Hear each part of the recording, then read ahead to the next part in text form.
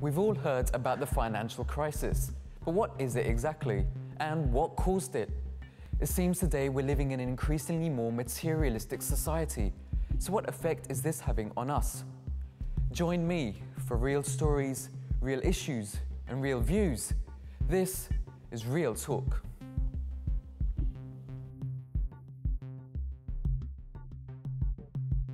Assalamu alaikum and welcome to the show.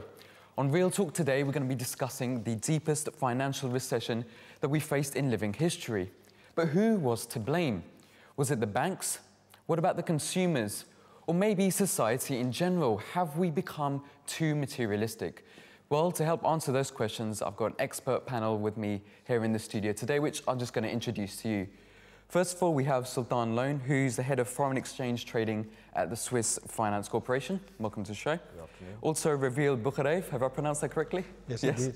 A writer and a former BBC journalist. Thank you. And we have Said Bashir Ahmed, who's head of private banking for a global financial institution. Good afternoon. So that's our expert panel, and obviously we've got our studio audience here as well today.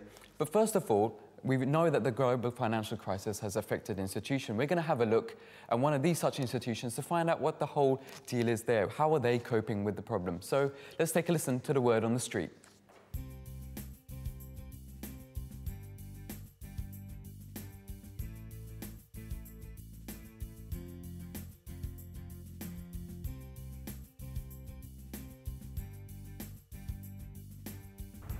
LCD TVs, iPods and the latest mobile phones. It seems as though we are living in an increasingly materialistic society. But what effect is this constant desire to have the next best thing having on our lives? And how materialistic is society of today become?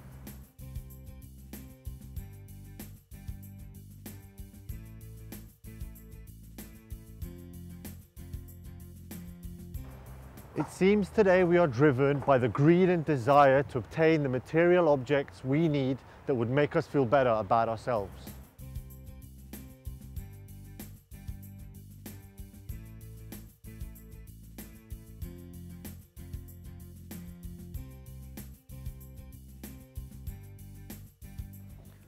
It was this greed that caused the largest financial crisis in living history.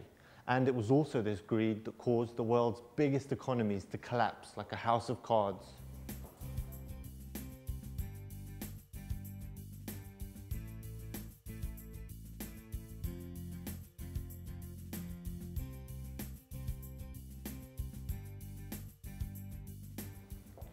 So where does the problem lie?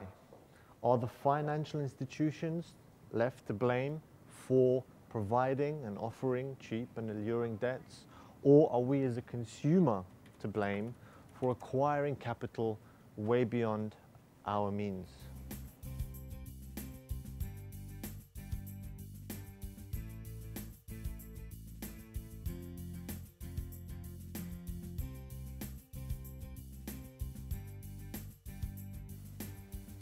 Well, first I guess you want to know what were the signs. And there were many, and for quite a while. But the most obvious was clearly the inordinate level of debt being added by banks through increased mortgage lending, by companies thanks to increasing level of mergers and acquisitions, inflating the valuations of companies, and that was being assisted by cheap finance. And then you have individuals in the UK. We have approximately £30,000 of debt per person, which amounts to about 133% of the average salary. So yes, the signs were there. In fact, way back in 2004, there were more than 8 million credit cards than the number of people in the UK. So clearly the signs were there. Were they being ignored? Yes, absolutely. And they were being ignored for profit. So, did the financial crisis happen because of market failure or government failure? Anti-capitalists argued that it was the market that dramatically failed, while on the other hand, capitalists argue that it was the regulatory framework that caused the collapse of the financial markets. So who's to blame? Well, I mean, of course, everyone's to blame. You know, the borrowers are to blame, the lenders are to blame, But even those who stood aside and profited with the increased tax revenues, being the government, are to blame. Everyone knew, everyone saw the warning signs, and those who consciously ignored it, particularly, have to blame. But they all wanted profit. And the thing is that if we then say, well, let's blame them, but if in this current environment that we live, if they didn't go for that profit, then the neighbour would, then the competitor would. So clearly it's the system that's to blame, not just the bankers, the individuals, the consumers, but the system that we currently live in that requires everyone to chase profit and therefore requires increased risk-taking.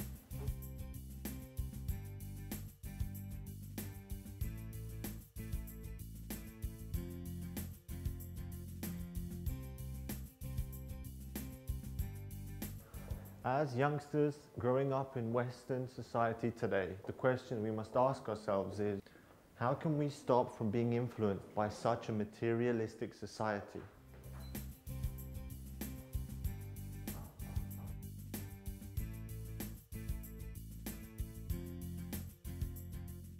Okay, so that was the word on the street, and let's get the discussion started here in the studio.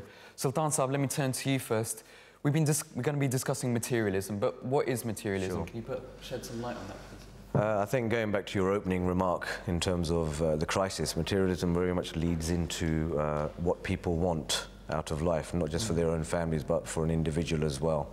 And I'd very much say the financial crisis of the banking sector, the consumers, or society as a whole, materialism was quite a large part of the actual downfall, the story, shall we say, of why it really took place. We live here in Western society, so do you think materialism is an essential part of that society? Well, I think it's an essential part of every human society. I lived, as you know, in the former Soviet Union, and also senseless materialism wasn't encouraged there, although the country was atheistic, of course.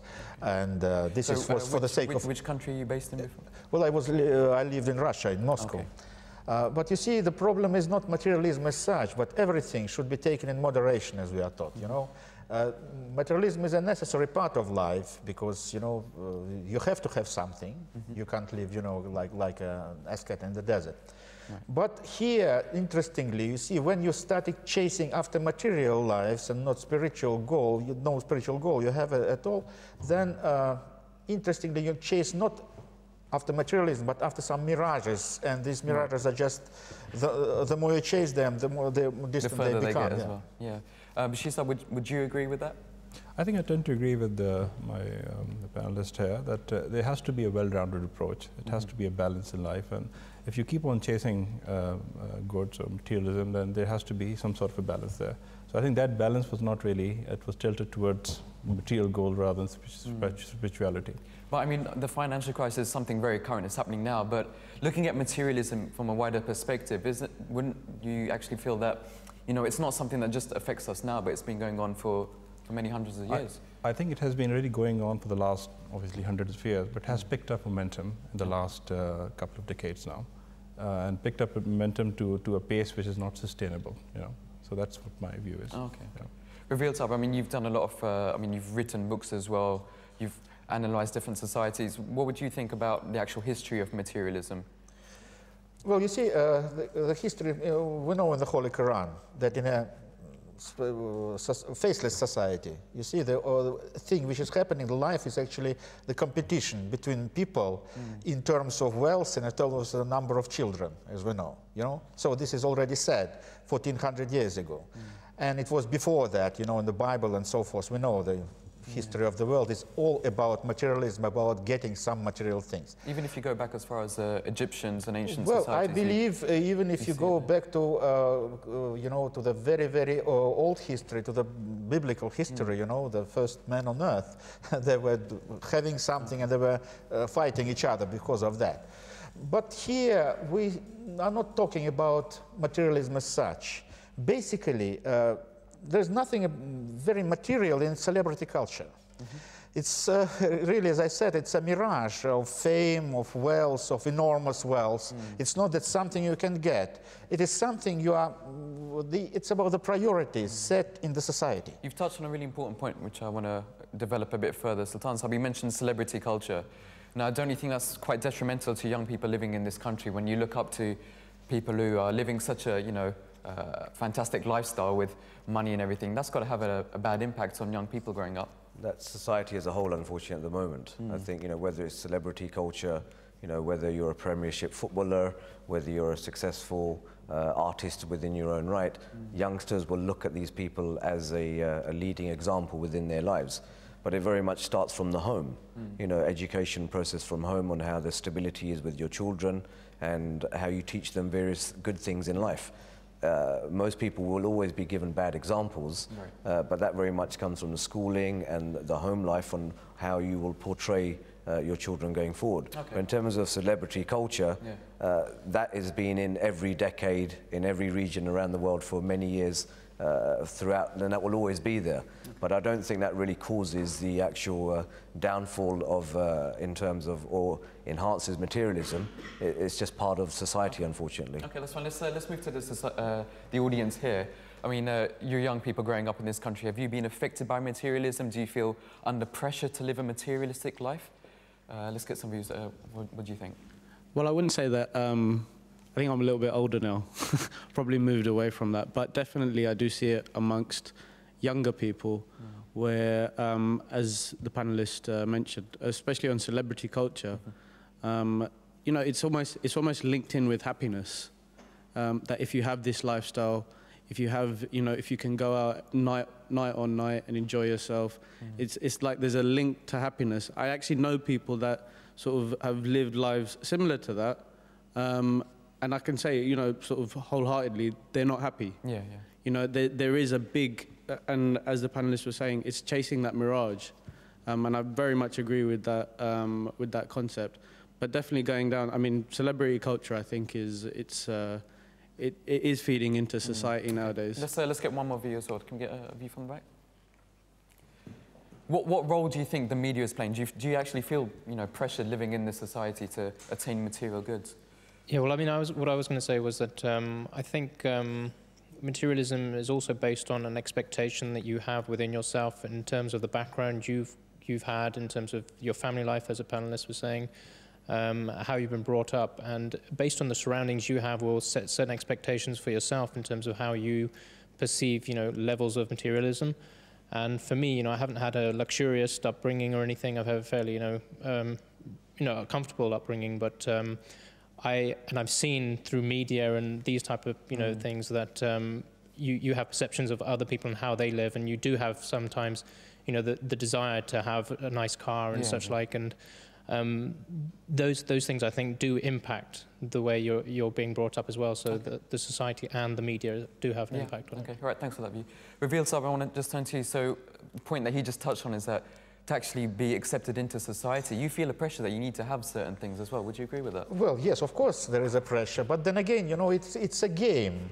It's just a simple game because, look at the person, footballer, maybe, or somebody else, who receives tens of millions of dollars, not salary, but I mean in honorarium, what he's paid for. You imagine how much should be generated around that bait, in order to pay this kind of money to an individual. Right. Who is paying all this money? You and then everybody who is pressed into it. So basically this is a game it's a frenzy being created around some celebrity figure in order to get money from your own pockets. So in fact this is a game where everybody loses here, nobody gains, except for a small group of people. So if everyone loses, why is this game out there at the moment? Who's put this game into practice? Sorry to interrupt you, I think, Rafiel, so your point is very much, it's become a big business in any field now.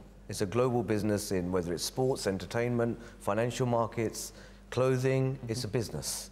And the people at the top have unfortunately made it into this game, of a global game, of that there is a certain lifespan, and people have a sell-by date, and they will try and nurture or try and milk out of that system as much as they can within that short period of time.